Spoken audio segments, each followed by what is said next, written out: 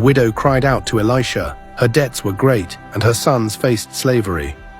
But Elisha told her to gather empty jars and pour out her last bit of oil.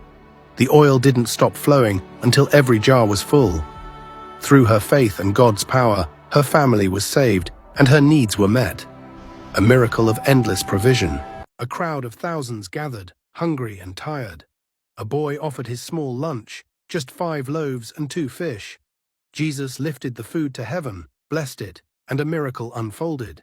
The disciples passed out basket after basket, and everyone ate until they were full. God's provision was more than enough. Shadrach, Meshach, and Abednego refused to bow to King Nebuchadnezzar's statue. They were thrown into a fiery furnace, but they weren't alone.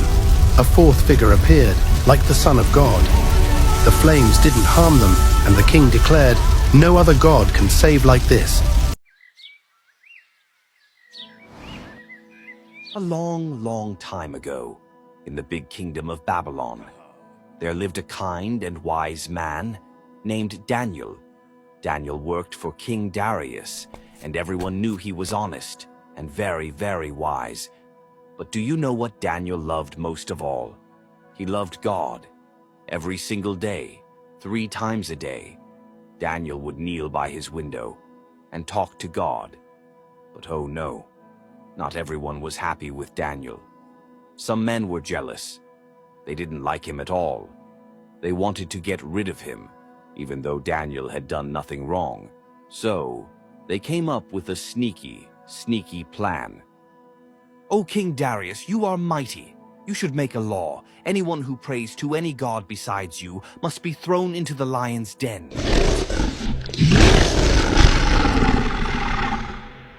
That sounds like a great idea. Without realizing the trap, King Darius signed the law. But Daniel, he didn't stop praying. Aha! He's praying to his God. That means he must be punished. When the king heard this, he was heartbroken. He liked Daniel and didn't want to punish him. But the law couldn't be changed.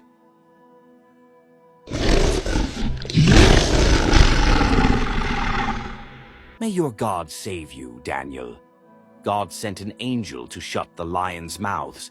They didn't harm Daniel at all. Daniel, are you alive? My God sent his angel. I am safe. King Darius was overjoyed. He made a new law. Everyone must worship the one true God, Daniel's God. Daniel stood firm in his faith, and God protected him. No matter what, when we trust in God, He is always with us. God is good all the time. Let his love just shine. Raise your hands up high.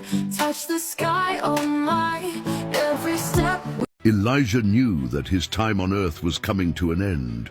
He walked alongside Elisha, his faithful disciple, when he said, "Ask what I shall do for you before I am taken from you."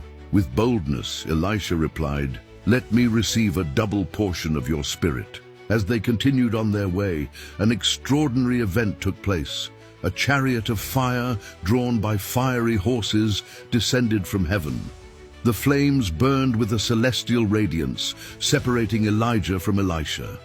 Before Elisha's astonished eyes, the chariot took Elijah up in a whirlwind, ascending into the heavens. Overwhelmed by the majesty of the moment, Elisha cried out, my father, the chariot of Israel and its horsemen."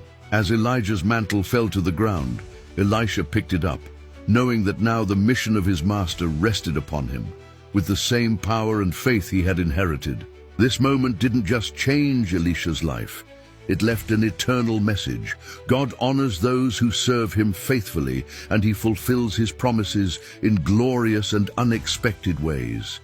If this message touched your heart, write Amen in the comments and share it with someone who needs to be reminded of God's faithfulness.